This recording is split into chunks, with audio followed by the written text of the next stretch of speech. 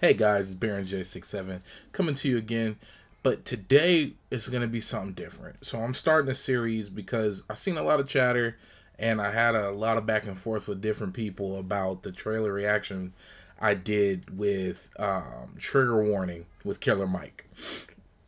After all the back and forth and all the comments that I saw, it actually really inspired me to do a series breakdown. So far I have seen 3 episodes. I haven't had the time to watch them all. But I'm gonna do each episode. So the first episode was living totally off the black economy. Now, first and foremost, let's do a recap of the trailer. Trailer reaction, which I'll put the link below. The trailer was really extreme. The trailer had you thinking it was about to be some of the most over-the-top, super beyond extra ideas that this world is just absolutely not ready for, and that's going to flip it on its head. And that's kind of what I expected.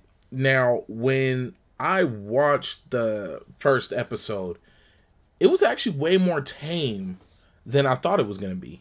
It was extreme in thought, but it was presented in a very basic way, in a good way, in a palatable way. I thought there was only one moment that made me cringe when watching the show, which I expected to cringe a lot, just because of how the show's called Trigger Warning. You know, when you see something absolutely crazy, you usually just kind of tighten up, like, oh, what am I looking at? What's going on here?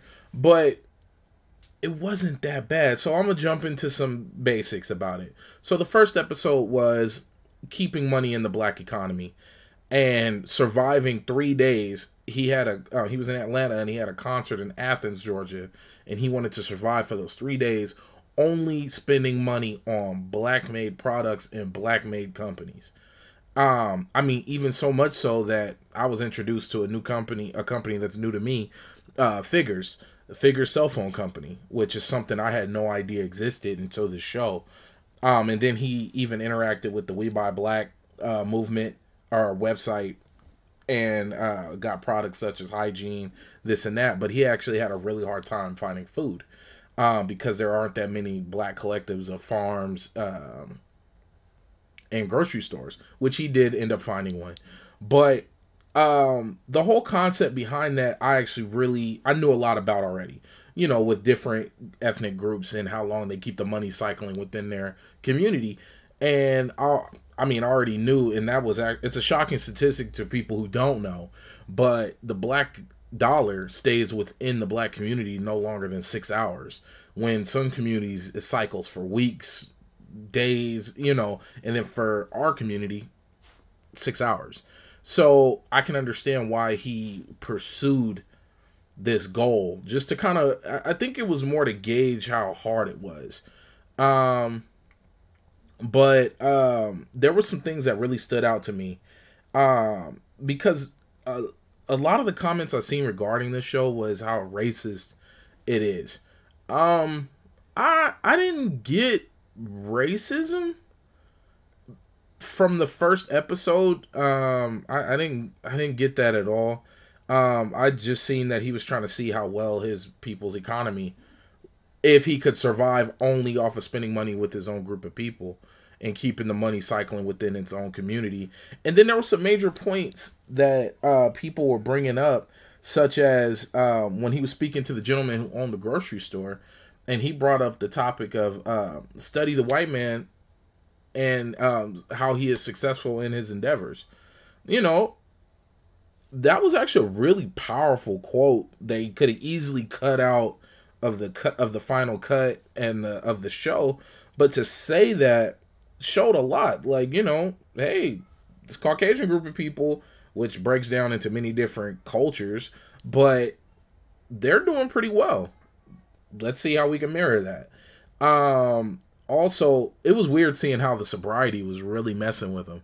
Now, that's something actually, if I could talk to Killer Mike, that's something I would talk about. Like, hey man, take a month once a year and just go sober, because it was hurting him.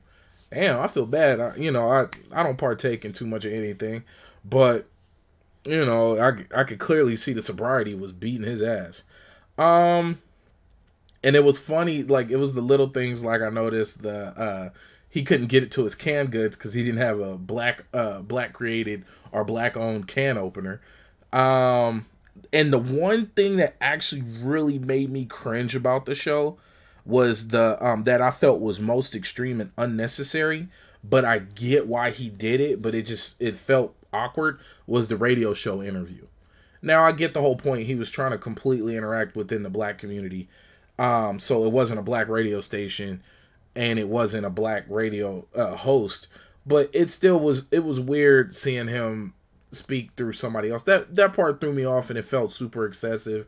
And I think by that point the point was already made, and it felt like it was way too much, even though he was being very respectful in what he was saying. But the way it went about it, that's probably the only thing that rubbed me the wrong way about that episode.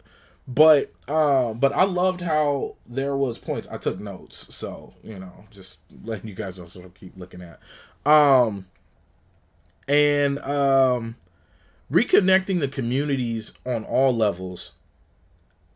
Because if one group is doing well, everyone around it is going to do well. You would expect.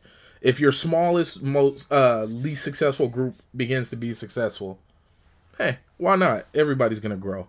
And then seeing a speech at the end, talking about interacting within different communities. Like, hey, if you see a grocery store, you don't have to a black-owned grocery store. You don't have to only be black to go there.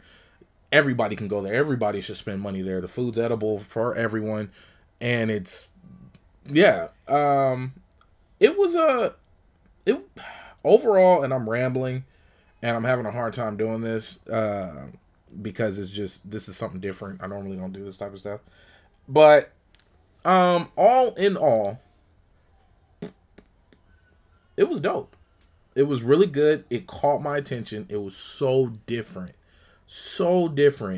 and I loved that everyone he used, he gave a backstory for. The bike company that he got the bike for, he got them to tell their story and show how they ended up where they are and why they came about. And it was just a lot of positivity, and it was a lot of love. And one thing I love is there was no bashing. That was one thing I didn't expect it, because I've followed Killer Mike for years, and I don't get bashing from him. But of course, when you see the trailer, you're thinking, oh God, it's about to go down. He's about to be crapping on Caucasian people, crapping on different groups. No. And to see that he did a whole episode about spending money in the black community and didn't sit here and talk ill on these groups when he could have for shock value, it was pretty good. So all in all, the trailer was 1,000 times worse in terms of shock value than this first episode of the Netflix series, Trigger Warning with Killer Mike. Let me know in the comments what you guys think. Hopefully I can get a little better at this. And I'm probably going to go design and push out and sell a can opener so Killer Mike can use it on season 2 if he ever comes out with it. Well, I'm getting awkward. This was awkward. And thank you guys for sticking through it with me. I know I can get better and will be better and will do better. I'm Baron J67, and check out all the links below. Subscribe, and check out my podcast I do with my brothers at T Jones Adventures of the Black Nerds. And much love to Tone Deaf Network. Guys blasting us out across all the ether galaxy and all that other fun stuff across this one universe we all live in and love. Rambling. Banter. Peace.